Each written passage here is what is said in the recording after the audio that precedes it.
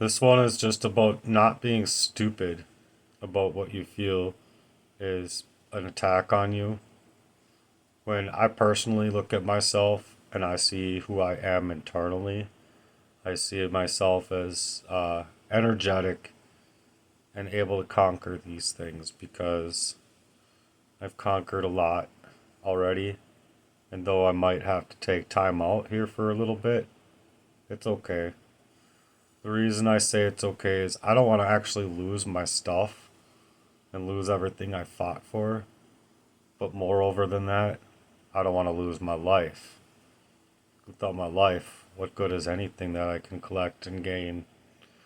So I'm just gonna read, and so sorry if my eyes are off the screen. But when you feel like you've been a victim of a long standing premeditated attempt to break you and to silence you and to eventually take your life, it drains you out of the things that you once cared about.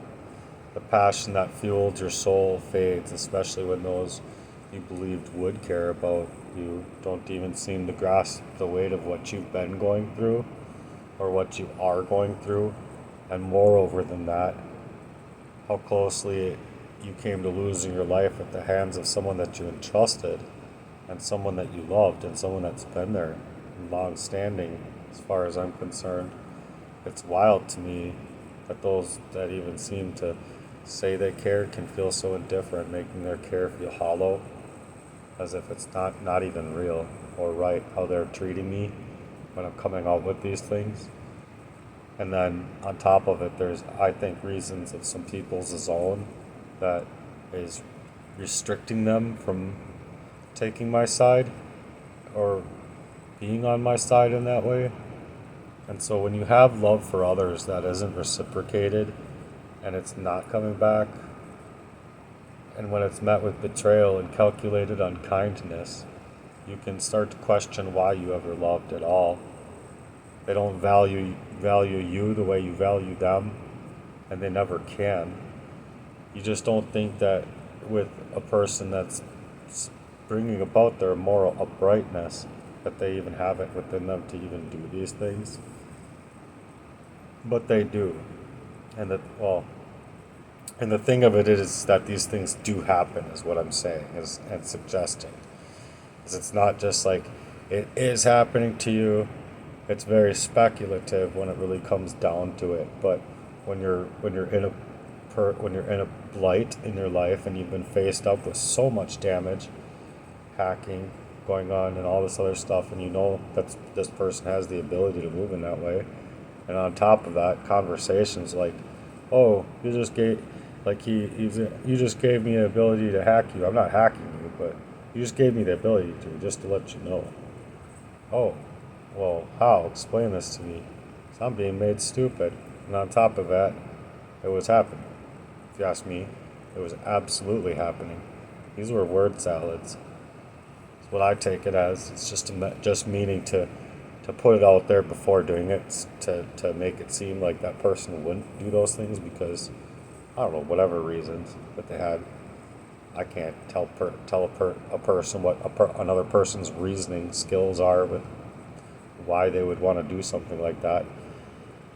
I've just connected the dots in my own life as an investigator of my own plight.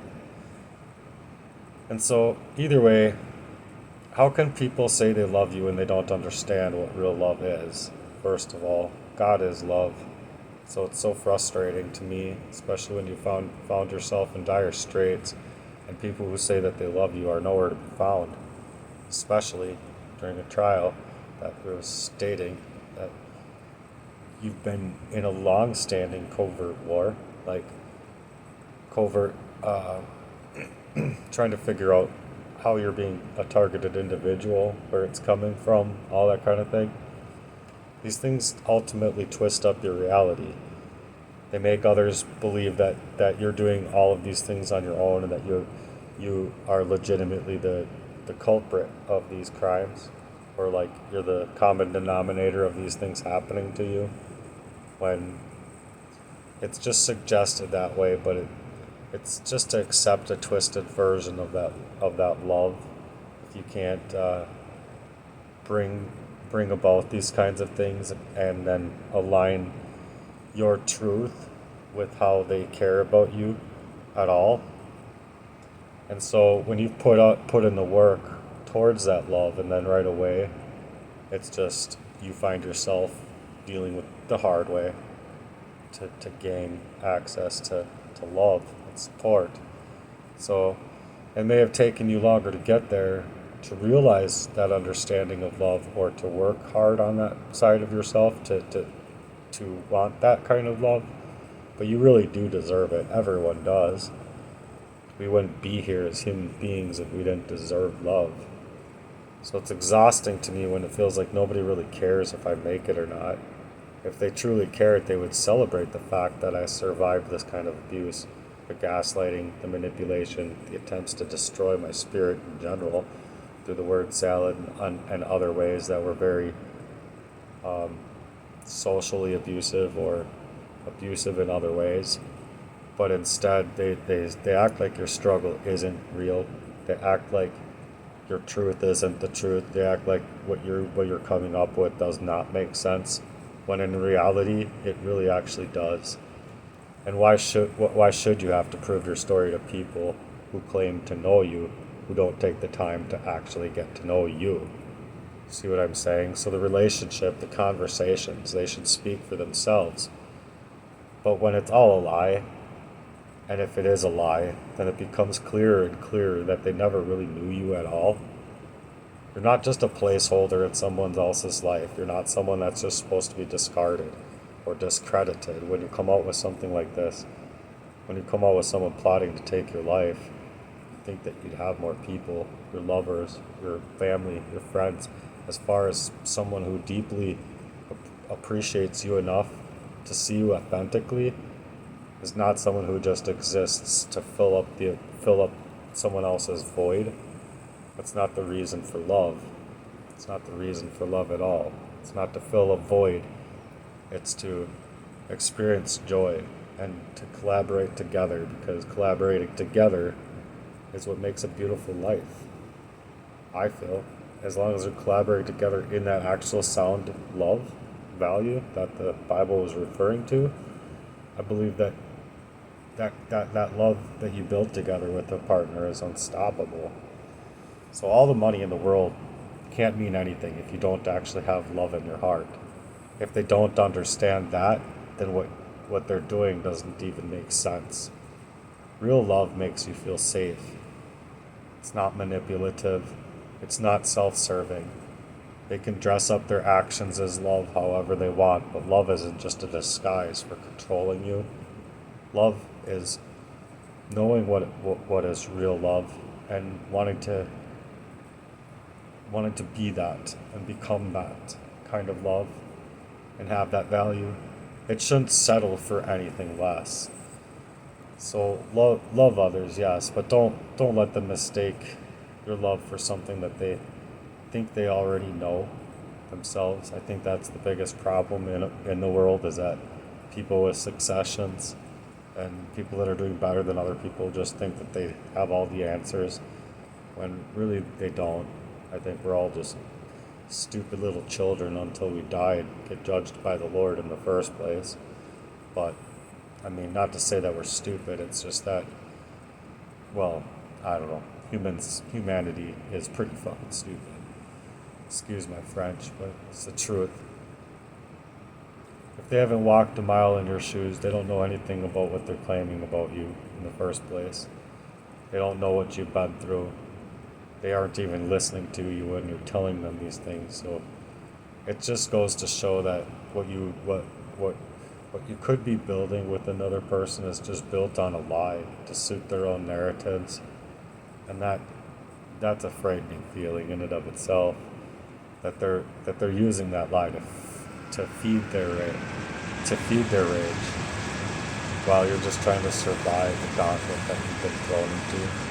It's like being trapped in a place that promises love but never delivers. You work hard, you put in the time and effort, and yet the love that is being sold to you is just empty. It's a facade. It's being manipulated. It's being distorted, and it's far from the very real thing that love is. You've been lied to, you've been tricked, and you've been forced to pretend that something is love when it's not love. And these things hurt more than anything because someone can pretend that love and for a long time and then do things in a different way simply because they're a sexual deviant or they have some kind of immoral promiscuity about them. It hurts. It hurts more than anything when you're talking about people that are close to you, people that you love. So you're a walking example of what that love should be, even though you haven't been able to obtain it. But when people need to mute your light and they need to suffocate your light in order to feel somehow better about themselves, it really destroys you up inside. You're offering organic, genuine love and support, and that love unconditionally to people that should be able to taste it and feel it deeply. But instead, they give you some fake version of that love that's not rooted in anything real. It's not about God or God's truth or Jesus. It's about manipulation. It's about narcissism. And it's about sociopathy masquerading as that love. So you have to be really discerning here. You don't have to accept that false narrative of love no matter where it comes from. Love yourself. Push yourself to love yourself extra hard today.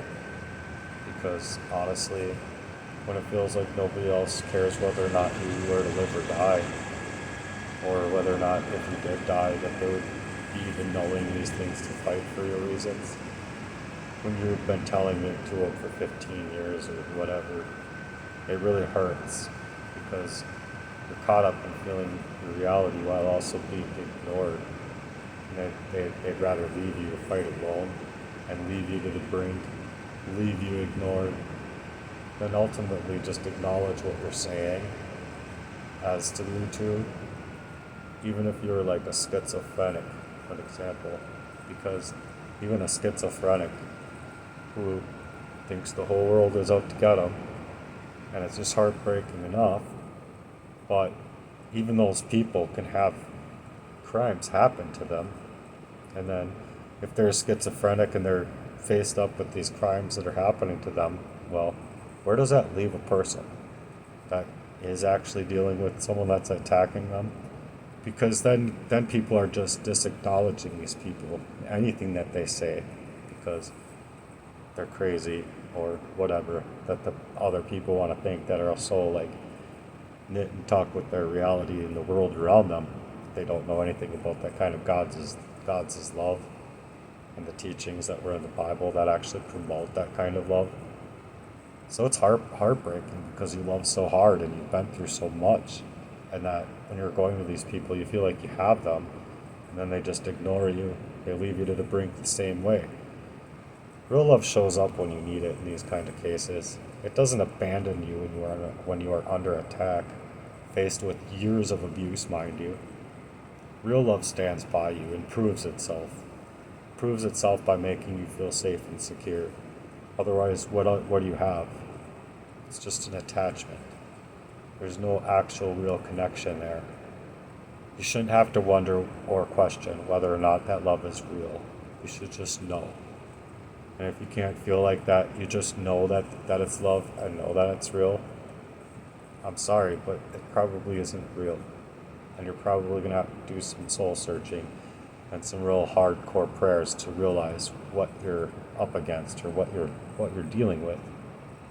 But as for me, I felt I was groomed into it, not only from how I was born and raised, not raised I should say, but what I had to go through from growing up, per se, that it just led me to be a perfect candidate for this man to move in my life this way. And it also made it a perfect thing for people who are close to me to just leave me in the brink, because, well, I think that some people just don't want me to talk at all, which is like, what? I don't know, it's really confusing to me because you feel like you have these people that want to take your side and want to be on your side, and then they're just not. And then why? Where is that coming from? So I feel like I was groomed, lied to, manipulated, gaslit, and conditioned for the abuse. I was used, I was controlled, I got loved bombed, like intentionally and all the time before they would just devalue you, discard you, start these smear campaigns, and then cause for very outrageous, emotionally abusive attacks. So I deserved love, but what I endured was physical assaults, the brainwashing, not only the brainwashing of like their actions, but also as a premeditated plan to murder me through what I feel is not allowing me to my own thoughts by the poisoning, because I can explain it now. I wasn't able to explain it then, but I would lock in these feelings with the Lord as if this is happening, Lord, tell me that this is happening. And mind you, it was constricted into my belly, saying, yes, this is actually what's happening. I just didn't want to believe it. I didn't want to believe it to be true. And so it's all a part of this premeditated plan to destroy me up inside, hoping, I believe that it's to create a suicidality in you, to where you are just a problem in and of itself. No one believes you. And so it's just to constrict you into a place that is ultimately just to create a problem that'll just take care of itself in a suicidality that's created. So it's to tear me apart through these covert and narcissistic abusive attacks. And I'm not suicidal. I was never actually suicidal. The only thing I actually wanted was love. Love. Love that I couldn't reach out to. Love that I couldn't grasp onto. And love that actually just made me feel like lesser of a, or the love that I got, I should say, just made me feel like lesser of a person than I was. And I just don't think that those things are fair. So what happened was I was questioning like the highly toxic metals from my last doctor's appointment, which were already making me feel like, well, did he just actually let me know something that, I mean, I didn't think about this till halfway on the way home. I just thought to myself, did he actually just let me know that those things were actually the poisons that are being found? So when I went to go look up these things, and I didn't have any idea or thought process about them, I just started looking them up then. And let me tell you, it made perfect sense looking at arsenic poisoning, the cases I've seen where people have been killed with arsenic poisoning, and then it just goes verbatim with the story with the story of what I was feeling happening to me even prior to me going to that doctor. And so when things happened after that, and they did signal me that, I kept it to myself because I really felt scared, you guys. I really felt like, oh my God, if I tell these people this, it's just going to happen worse, and that maybe I don't know how to protect myself in it, and then you just end up dead. So I kept it from them, and I was throwing away my coffee and such. And then when I did experience an attack, I don't know how it happened. I think it was an attack through my food.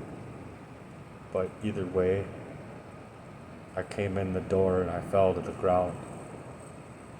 I feel like it very much at that point was arsenic, and a very heavy dose, mind you, because I was in my bed worse than where I was when I was out dealing with the chemical attack. So I had strengthened up from that point to deal with the chemical attack, but any further with that, it would have been, you're dead. Just, you don't get to talk at all. You don't get to drum, you don't get to work on your lyrics, you don't get to work on your business plan, you don't get to work on anything. And that to me was scarier than anything at the time.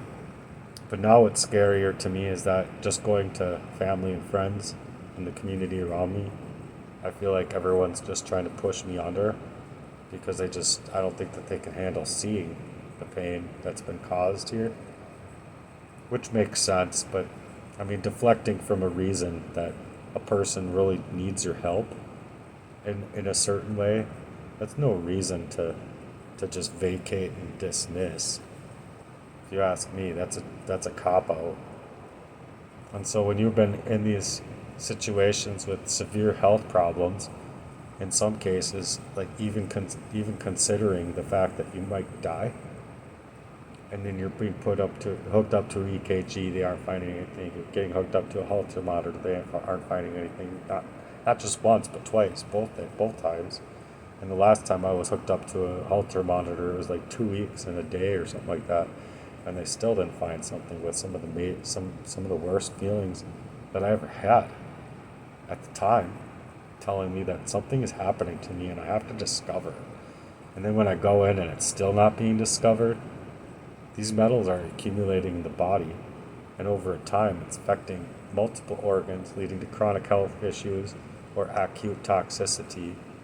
And then on top of it, I just want to say that it causes cardiovascular disease. It causes numbness in extremities. I would say mainly your arms and your feet. My arms and your feet and your legs, I should say. Because in my front calf muscle, it would be like I would be like scrubbing myself down in the shower and whatnot, and I wasn't able to feel that. And that was when I was at work in my last job. So it tells me that these things have been ongoing, and that the feelings that I'm having, like I felt really weird at work, and I went up to one of my coworkers and I said, I don't know. I said her name and I said, I don't know. I feel really weird. Like, I don't know what's happening to me. And she hated me or something. She just fucking didn't like me. And then like, nothing mattered. So just shut up and do your work. Just focus on your work as hard as it was to focus. And then it's like anything that you could actually just focus on was just obsessive compulsive looking, because I had a really hard time in my mind, okay? I had a really hard time in my mind. So the things that I would experience, it would be the like almost like tremors, shakes, and then muscle loss, and then heavy insomnia, like because of just not able to figure things out, and rapid mood swings, like very harsh mood swings.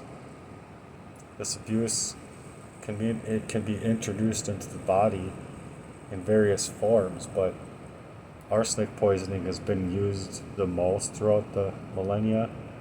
And so it makes sense to me, because when I was first feeling that way, I was vomiting around corners and it was just ungodly. I had horrible abdominal pain, which also mentions that it can cause other things that I don't want to bring up. That it did do as well. But the biggest concern was heart failure, neurological problems, cancers of the skin, lungs, and the bladder. But the main, like I said, is the heart failure, and the neurological problems is like you can't hold your memories. So I just think that it's really important that people know this stuff, and I'm gonna keep talking and speaking out about it so long as I can. I don't think that this stuff is easy to do, and anyone that can just suggestively think that I'm just sitting around here doing nothing is just, it's beyond absurd to me for someone to even think that way. I wrote some of the most powerful lyrics that took so many tears, just to get the lyrics to be right. I edited them, and edited them, and edited them again. I was like making sure that it was like on point with every every single word, every single syllable of what I wanted to actually say in this song. And I finally got it out. It took me a lot of tries. I don't know how many tries it was, but it took me a lot of tries. And so it's not nothing, you guys. And I don't want people to be poo pooing on my ideas as if they're nothing, because the factor of the matter is it's been really freaking hard getting through this. It's been really freaking hard. So if I can gain your support and I can gain your confidence in that way, I really appreciate you being here. And thanks a lot for sticking up for me when it's like I've had nothing but abuse my whole life. So